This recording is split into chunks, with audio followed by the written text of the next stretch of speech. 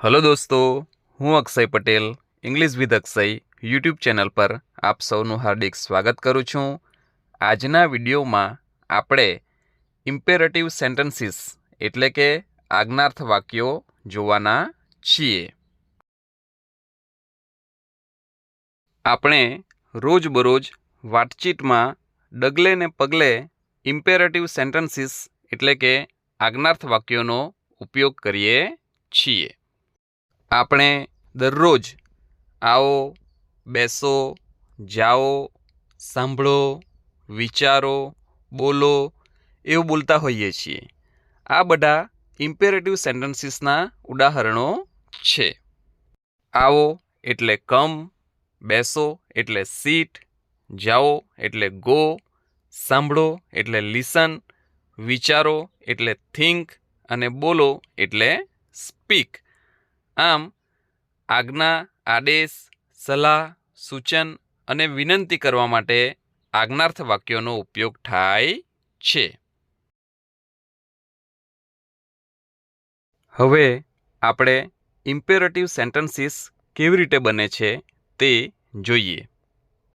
Imperative સેન્ટેન્સીસની વાક્યરચનામાં ક્રિયાપદનું first form એટલે કે V1 આવશે, જેને આપણે બેઝ ફોર્મ કે પ્રેઝન્ટ ફોર્મ પણ કહીએ છીએ।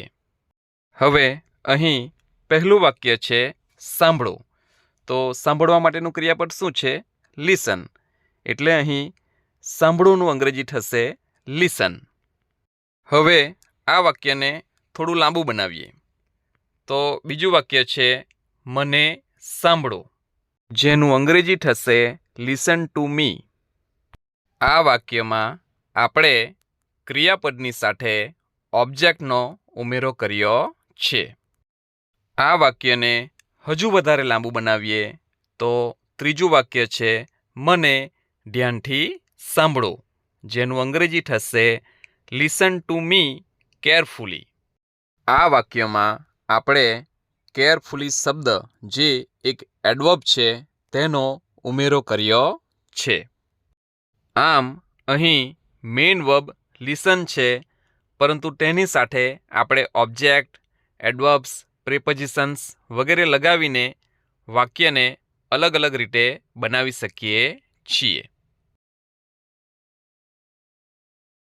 હવે જુદી જુદી વાક્યરચના દ્વારા કેવી રીતે આપણે ઇમ્પેરેટિવ સેન્ટેન્સીસ બનાવી શકીએ છીએ તે જોઈએ। હવે આપણે ક્રિયાપદ ગો નો ઉપયોગ કરીને વાક્યો બનાવીએ।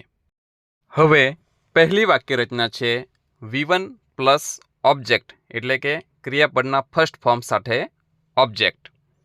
તો તેના પરથી આપણે વાક્ય બનાવીએ ગો ધેર એટલે ત્યાં જાઓ। હવે બીજા પ્રકારની વાક્યરચનામાં ડોન્ટનો ઉપયોગ કરવામાં આવે છે। Don't plus V1 plus object, તો તેના પરથી વાક્ય બનશે ડોન્ટ ગો ધેર એટલે ત્યાં ન જાઓ। હવે ત્રીજા પ્રકારની વાક્યરચનામાં ઓલવેઝનો ઉપયોગ કરવામાં આવશે।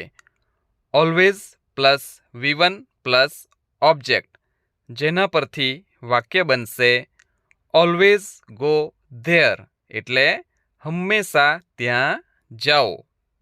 હવે આગળની વાક્યરચનામાં નેવરનો ઉપયોગ થશે। Never plus V1 plus object, એના પરથી વાક્ય બનશે નેવર ગો ધેર એટલે ત્યાં ક્યારેય નહીં જાઓ।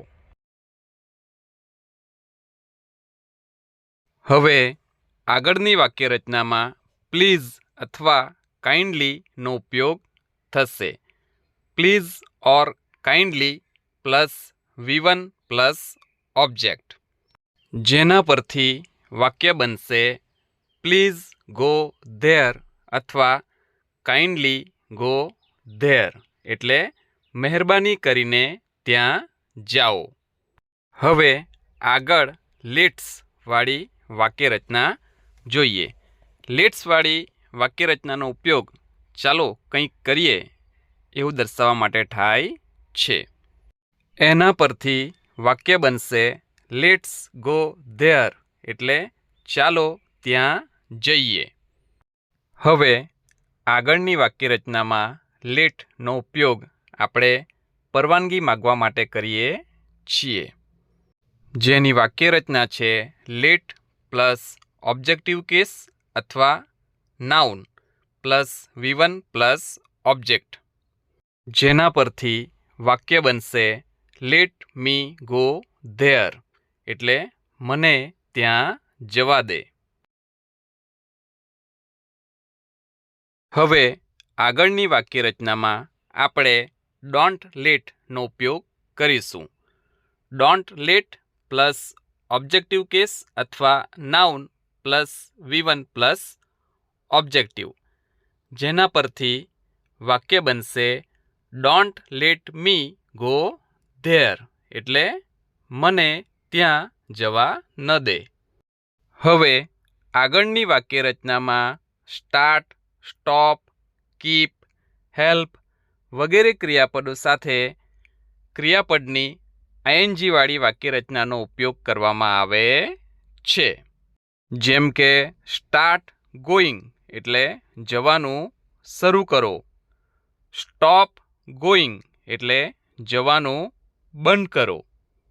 આગળ છે કીપ ગોઈંગ, જે કીપ ઇટ અપના સેન્સમાં વપરાય છે, જેનો અર્થ થાય છે ચાલુ રાખો. અને નેક્સ્ટ છે હેલ્પ ગોઈંગ એટલે જવામાં મદદ કરો. આ રીતે આપણે એક જ ક્રિયાપદનો ઉપયોગ કરીને ઘણા બધા વાક્યો બનાવ્યા.